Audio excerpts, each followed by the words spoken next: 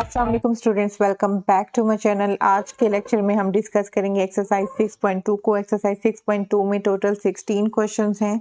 हम one by one सब questions को डिस्कस करने वाले हैं, तो आपने पूरी वीडियो को एंड तक देखना है, स्किप नहीं करना। और सबसे पहले अगर आपने चैनल को सब्सक्राइब नहीं किया तो चैनल को सब्सक्राइब कीजिए, वीडियो को लाइक कीजिए और फ्रेंड्स में ज़रूर शेयर कीजिए और बेल आइकॉन को भी हिट कीजिए, क्योंकि जैसे ही मैं वीडियोस अपलोड करती हूँ ना, आपके पास एक नोटिफिकेशन आता है और आप उस वीडियो को सबसे पहले देख सकते हो। एक्सरसाइज 6.2 में हमने क्वेश्चंस को फैक्टराइज करना है। इसमें टोटल 16 क्वेश्चंस हैं। हम वन बाय वन सब क्वेश्चंस को डिस्कस करेंगे। क्वेश्चन नंबर 1 को सोल्व करते हैं। 3x minus 9y। अब इसमें देखें टू टर्म्स हैं, 3x 9y। इन दोनों टर्म्स में हमने देखना है कि कौन सी वैल्यूज़ हैं जो दोनों में हैं, जो हम कॉमन ले सकते हैं। अब 3 देखें, फर्स्ट टर्म में भी 3 है और सेकंड टर्म में भी 3 है। अब सेकंड टर्म क्या है, 9y है। अब यहाँ पे 3 कैसे है, 3 जो है वो 9 को डिवाइड करता है। 3 3 का 9 होता है ना, तो हम 9 को इस तरह से लिख सकते हैं ना, 3 मल्टीप्लाई 3। इट्स मीन के जो 9 है इसमें भी 3 है और जो ये वाला 3 है इसको हम कॉमन ले सकते हैं। अब इन दोनों टर्म्स में सिर्फ 3 कॉमन आ रहा है। 3 3 का 9 होता है, तो यहाँ पे एक 3 हमने कॉमन ले लिया और एक 3 हम यहाँ पे लिखेंगे और साथ में y लिखेंगे। अब यहाँ पे x और y को हम कॉमन नहीं ले सकते थे, क्योंकि फर्स्ट टर्म में x है और सेकंड टर्म में y है। हम वही वैल्यू कॉमन ले सकते हैं जो दोनों टर्म्स में हो।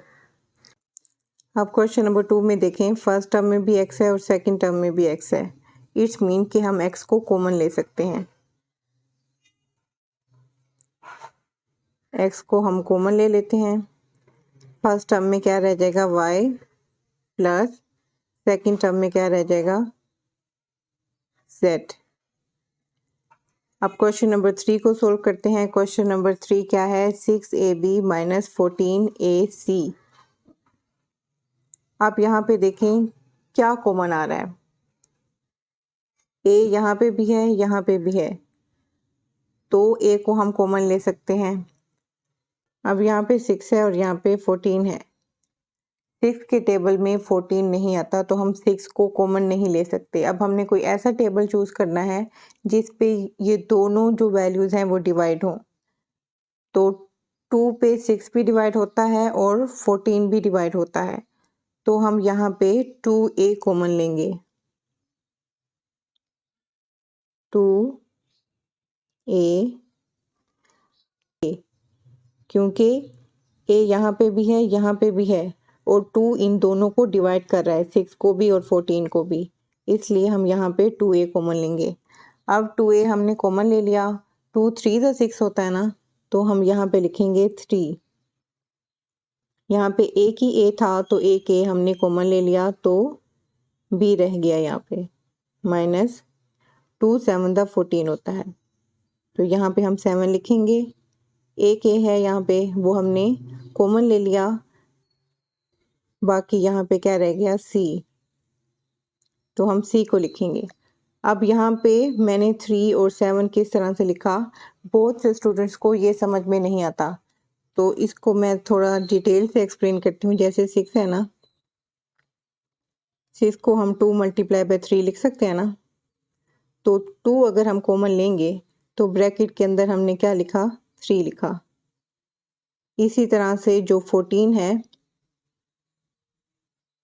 उसको हम लिख सकते हैं 2 मल्टीप्लाई 7।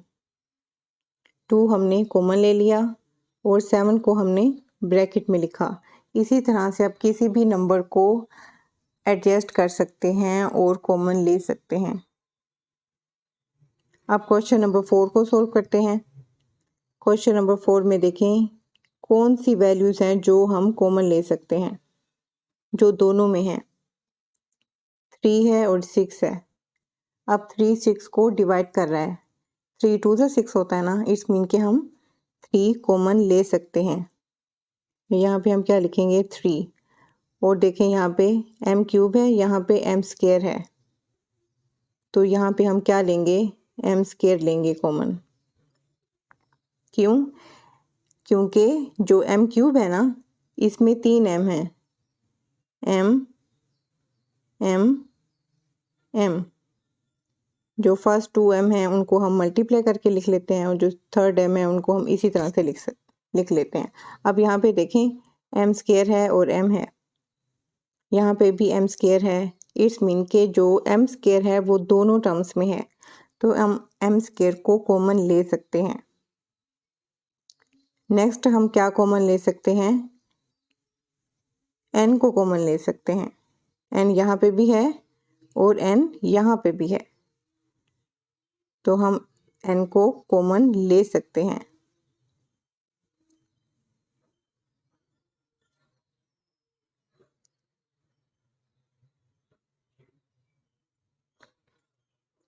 अब देखें कॉमन लेने के बाद जो फर्स्ट टर्म है उसमें कौन कौन सी वैल्यूज रह गई हैं, हम उनको लिखेंगे पहले।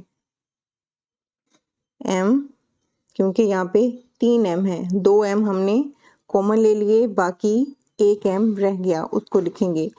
एन एक ही है, वो हमने कॉमन ले लिया, उसको नहीं लिख सकते। पी को लिखेंगे, माइनस 3 2 6 होता है, यहाँ पे 2 लिखेंगे। एम स्केयर यहाँ पे हमने कॉमन ले लिया, एन को भी कॉमन ले लिया, तो एम स्केयर एन को नहीं लिखना। जो वैल्यूज़ हमने कॉमन ले ली हैं उनको नहीं लिखना, उनके अलावा बाकी जितनी भी वैल्यूज़ रह जाती हैं, बच जाती हैं, उनको हमने ब्रैकेट लगा के लिखना है। अब क्वेश्चन नंबर 5 है। क्वेश्चन नंबर 5 में देखें जो 45 है वो 30 के टेबल पे डिवाइड नहीं होता, और जो 30 है वो 45 के टेबल पे डिवाइड नहीं होता। इस मीन के हमने कोई ऐसा टेबल चूज़ करना है जिस पे ये दोनों जो वैल्यूज़ हैं वो डिवाइड होती हों। 15 के टेबल पे 30 भी डिवाइड होता है और 45 भी डिवाइड होता है। जब हम 15 को 2 से मल्टीप्लाई करते हैं, 5 2 10, 1 कैरी, 2 1 2, और कैरी वाला 1 कितना हो गया 3। 15 को जब 2 से मल्टीप्लाई करते हैं तो 30 आता है। जब 15 को 3 से मल्टीप्लाई करेंगे, 5 3 15, 1 कैरी, 3 1 3 प्लस 1 4।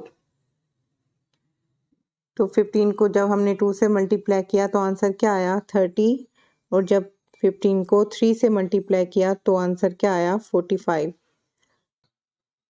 15 एक्स कॉमन लेंगे, क्योंकि जो एक्स क्यूब है ना इसमें 3 एक्स हैं, एक एक्स हम कॉमन ले सकते हैं और यहाँ पे सिर्फ एक एक्स है, तो एक एक्स दोनों टर्म्स में है, तो हम एक्स ही कॉमन लेंगे। एक्स स्क्वायर कॉमन नहीं ले सकते और एक्स क्यूब भी कॉमन नहीं ले सकते, क्योंकि यहाँ पे सिर्फ एक एक्स है।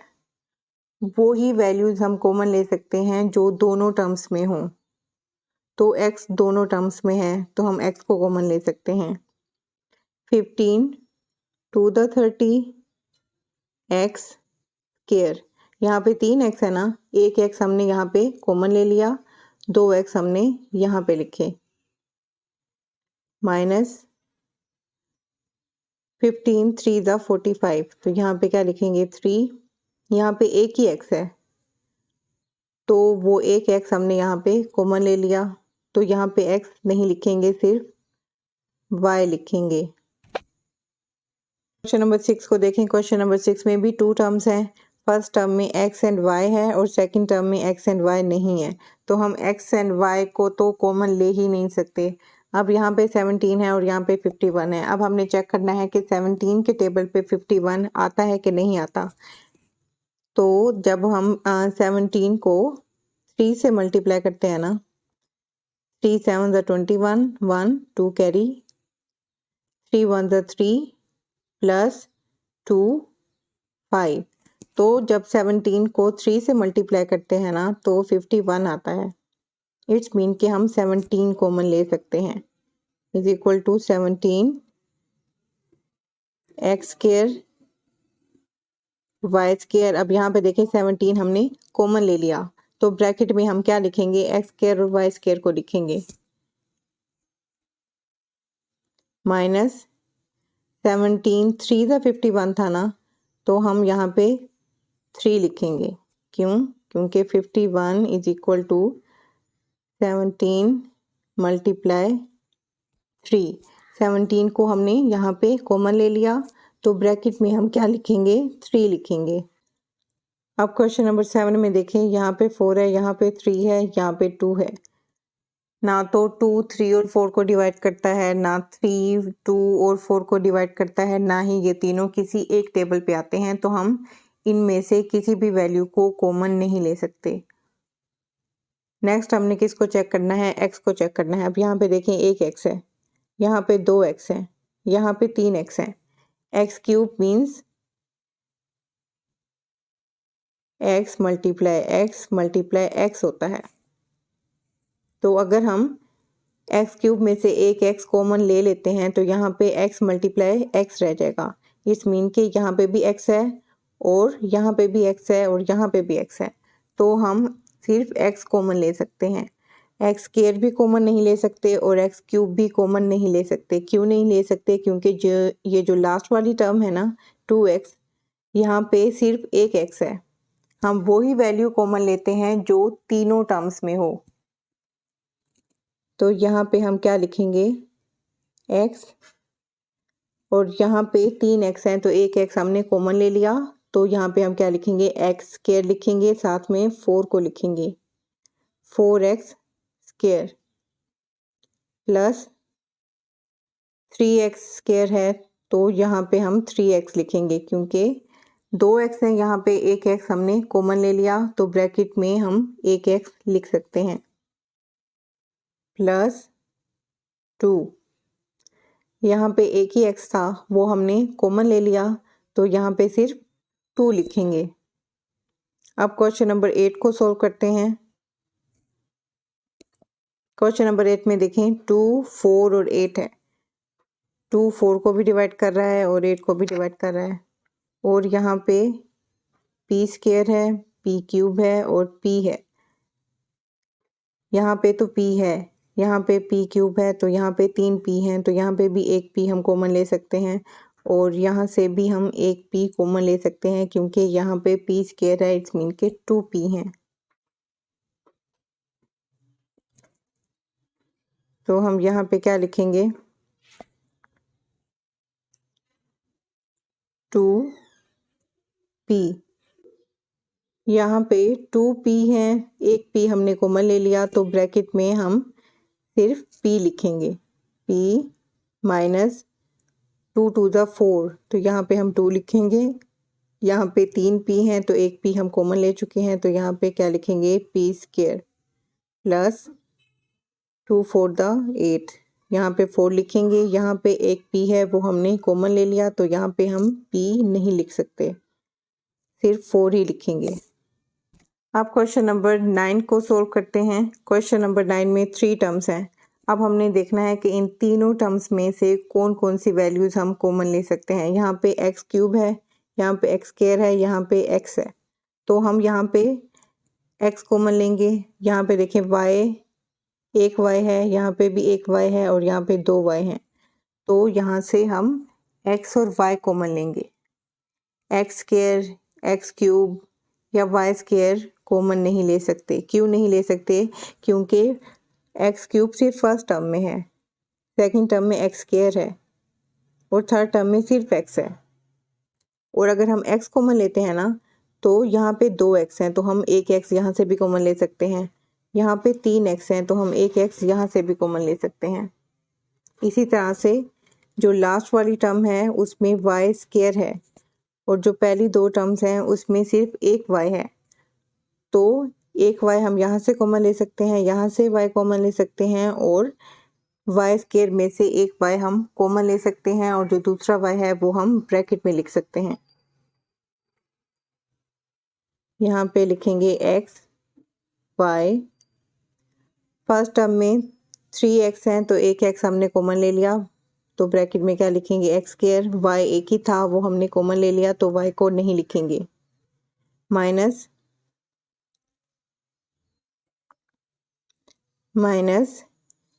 2 एक्स हैं यहाँ पे, तो यहाँ पे हम x लिखेंगे क्योंकि एक x हमने यहाँ पे कॉमन ले लिया। y एक ही था वो हमने कॉमन ले लिया तो y को नहीं लिख सकते, प्लस एक x है वो कॉमन ले लिया तो x को नहीं लिखेंगे, 2y हैं तो एक y को हमने कॉमन लिया है तो एक y हम यहाँ पे लिख सकते हैं। अब क्वेश्चन नंबर 10 को सोल्व करते हैं। क्वेश्चन नंबर 10 में 7, 14 और 21 है। अब हमने देखना है कि 7 के टेबल में 14 और 21 डिवाइड होते हैं। 7 2 द 14, 7 3 द 21। इट्स मीन के हम यहाँ पे 7 कॉमन ले सकते हैं। नेक्स्ट यहाँ पे देखें x रेज़ टू पावर 4 है, x स्क्वायर है और यहाँ पे सिर्फ एक x है, तो यहाँ पे हम x कॉमन ले सकते हैं। x स्क्वायर कॉमन नहीं ले सकते क्योंकि यहाँ पे x स्क्वायर नहीं है, तो यहाँ पे 7 के साथ हम क्या लिखेंगे, x। अब यहाँ पे देखें यहाँ पे y क्यूब है, यहाँ पे सिर्फ एक y है और यहाँ पे y नहीं है, तो हम y को भी कॉमन नहीं ले सकते। यहाँ पे हम सिंपली 7x कॉमन ले सकते हैं। तो 7x को हमने कॉमन ले लिया, यहाँ पे एक ही 7 था वो हमने कॉमन ले लिया, तो यहाँ पे हम 7 नहीं लिखेंगे। एक x हमने कॉमन लिया तो यहाँ पे x क्यूब रह गया, माइनस 7 2 द 14, 2 आएगा। यहाँ पे 2x हैं, एक x हमने कॉमन ले लिया तो यहाँ पे x लिखेंगे और y लिखेंगे। अब थर्ड टर्म में देखें 21 है, 7 3 द 21 होता है ना, तो हम यहाँ पे क्या लिखेंगे, 3। x को नहीं लिखेंगे क्योंकि यहाँ पे एक ही x था वो हमने कॉमन ले लिया यहाँ पे, तो सिर्फ y क्यूब को लिखेंगे। अब क्वेश्चन नंबर 11 में देखें x square y square z square minus X Y Z square plus X Y Z है, तो हम एक्स वाई जी को कॉमन लेंगे क्योंकि यहाँ पे भी एक्स वाई जी है और यहाँ पे भी एक्स वाई जी है। अगर हम एक्स स्क्वायर वाई स्क्वायर जी स्क्वायर कॉमन लेते हैं तो यहाँ पे एक्स स्क्वायर वाई स्क्वायर नहीं है और यहाँ पे एक्स स्क्वायर वाई स्क्वायर जी स्क्वायर नहीं है, तो एक्स वाई जी, तो फर्स्ट टर्म में से हमने एक्स वाई और जी को कॉमन ले लिया, तो यहाँ पे हम क्या लिखेंगे, एक्स वाई जी, क्योंकि यहाँ पे 2x हैं, 2y हैं और 2z हैं। एक एक्स वाई और z हमने कॉमन ले लिया यहाँ पे और एक एक्स वाई जी हमने ब्रैकेट में लिखा, माइनस एक्स वाई जी स्क्वायर है। एक्स वाई हमने यहाँ पे कॉमन ले लिया तो x और y को यहाँ पे नहीं लिखना। यहाँ पे 2z हैं तो एक z हमने कॉमन ले लिया, तो एक z हम ब्रैकेट में लिखेंगे,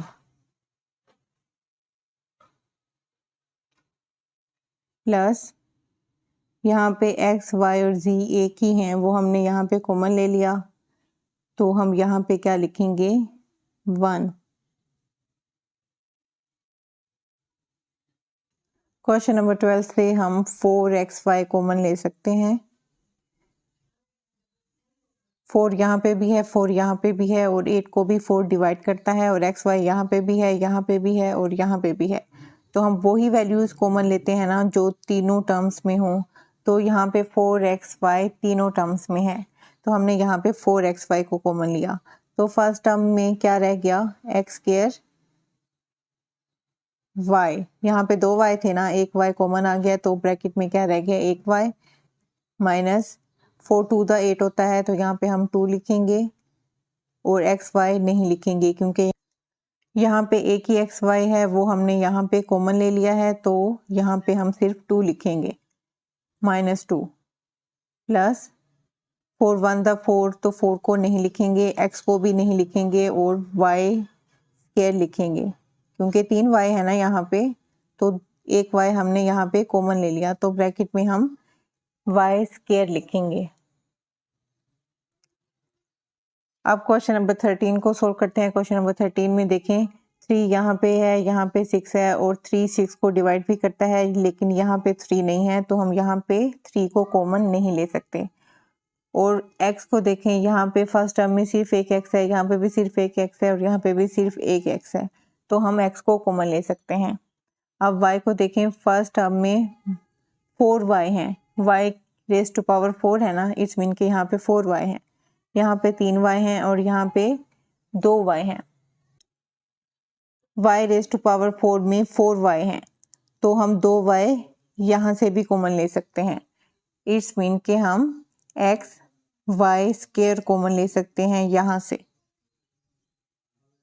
x y स्क्वायर। तो यहाँ पे हम क्या लिखेंगे, y स्क्वायर, क्योंकि 2y और x हम कॉमन ले चुके हैं, -3y, यहाँ पे 3y है, 2y हम कॉमन ले चुके हैं, -6। क्वेश्चन नंबर 14 में देखें, क्वेश्चन नंबर 14 में x y z तीनों में है, सिर्फ पावर्स चेंज है, तो हम यहाँ से x y z को कॉमन ले सकते हैं। क्योंकि तीनों टर्म्स में पावर डिफरेंट हैं, तो हम x स्क्वायर को अगर कॉमन लेते हैं तो यहाँ पे x स्क्वायर नहीं है। अगर हम y स्क्वायर को कॉमन लेते हैं तो यहाँ पे y स्क्वायर नहीं है। अगर हम z स्क्वायर को कॉमन लेते हैं तो यहाँ पे z स्क्वायर नहीं है। इट्स मीन के x y z तीनों में है, तो हम x y z को ही कॉमन ले सकते हैं। x y, z को नहीं लिखेंगे क्योंकि यहाँ पे एक ही z है, वो हमने यहाँ पे कॉमन ले लिया। x और y दो हैं, तो हमने एक x y कॉमन लिया और एक x y हम ब्रैकेट में लिख सकते हैं, plus x square z square. और यहाँ पे देखें, स्क्वायर हम नहीं लगाएंगे क्योंकि यहाँ पे x दो हैं और एक z भी दो हैं, और यहाँ पे हमने x और z एक यहाँ पे कॉमन ले लिया है, तो हम सिर्फ x और z लिखेंगे। क्योंकि y एक ही है, वो हमने यहाँ पे कॉमन ले लिया, तो y हम यहाँ पे नहीं लिख सकते। ठीक है, अब जो थर्ड टर्म है ना, थर्ड टर्म में x y square z square है, तो x को हम नहीं लिखेंगे यहाँ पे, क्योंकि यहाँ पे एक ही x है, वो हमने कॉमन ले लिया यहाँ पे, और दो y हैं, तो एक y हम यहाँ पे कॉमन ले चुके हैं, तो यहाँ पे हम सिर्फ एक y लिखेंगे, और एक z भी कॉमन ले चुके हैं, तो हम यहाँ पे सिर्फ एक z लिखेंगे, और x को नहीं लिखेंगे क्योंकि यहाँ पे एक ही x था, वो हम कॉमन ले चुके हैं। अब यहाँ पे 77, 33 और 55 है, ये तीनों 11 के टेबल पे डिवाइड होते हैं। इट्स मीन के यहाँ पे हम 11 कॉमन लेंगे। 11, यहाँ पे x स्क्वायर है, यहाँ पे x है और यहाँ पे x स्क्वायर है, तो अगर हम x स्क्वायर कॉमन लेते हैं तो यहाँ पे x स्क्वायर नहीं है, तो हम x स्क्वायर को कॉमन नहीं ले सकते। हम वही वैल्यूज कॉमन ले सकते हैं जो तीनों टर्म्स में हों। x हम कॉमन ले सकते हैं क्योंकि यहाँ पे 2x है, यहाँ से एक x कॉमन ले सकते हैं, और यहाँ पे 2x है, यहाँ पे एक x कॉमन ले सकते हैं, और यहाँ पे भी एक x है, वो यहाँ से भी हम कॉमन ले सकते हैं। 11x। अब y को देखते हैं, यहाँ पे y है, यहाँ पे y स्क्वायर है और यहाँ पे y स्क्वायर है। ये वाला y, एक y यहाँ से और एक y यहाँ से कॉमन ले सकते हैं। 11xy हमने यहाँ पे कॉमन ले लिया। 11 7 10 77 होता है, तो यहाँ पे हम 7 लिखेंगे और x लिखेंगे। यहाँ पे 2x है ना, एक x हमने यहाँ पे कॉमन ले लिया, तो एक x हम यहाँ पे लिख सकते हैं। अब यहाँ पे एक ही y था, वो हमने कॉमन ले लिया, तो यहाँ पे y नहीं लिखेंगे। -11 3 33 होता है, तो यहाँ पे हम 3 लिखेंगे और y लिखेंगे। एक x यहाँ पे हम कॉमन ले चुके हैं, यहाँ पे 2y हैं, एक y भी कॉमन ले चुके हैं, तो यहाँ पे सिर्फ एक y लिखेंगे।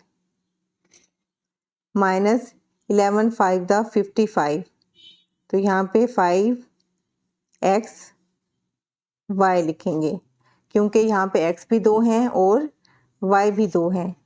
एक x और y हमने कॉमन ले लिया यहाँ पे, और एक x y हम यहाँ पे ब्रैकेट में लिख सकते हैं।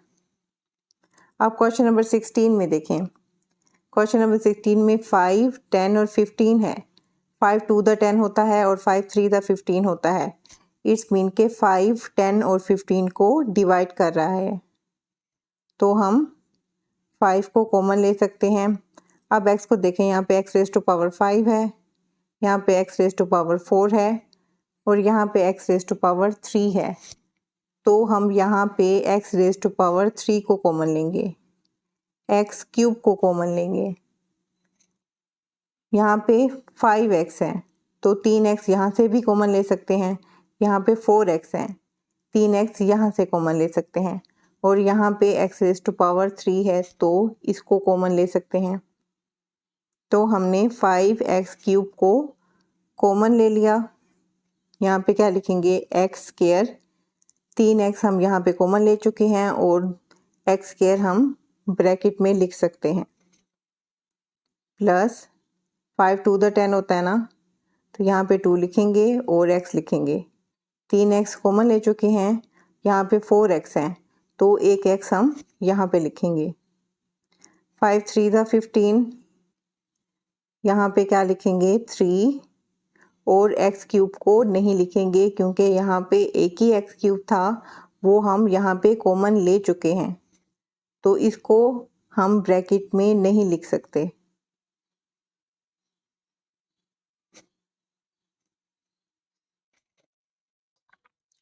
आई होप आपको लेक्चर अच्छे से समझ में आया होगा और आपके जो कंसेप्ट हैं वो क्लियर हो चुके होंगे। इसके बाद भी अगर आपके माइंड में कोई भी क्वेश्चन है तो आप कमेंट बॉक्स में मुझसे पूछ सकते हो।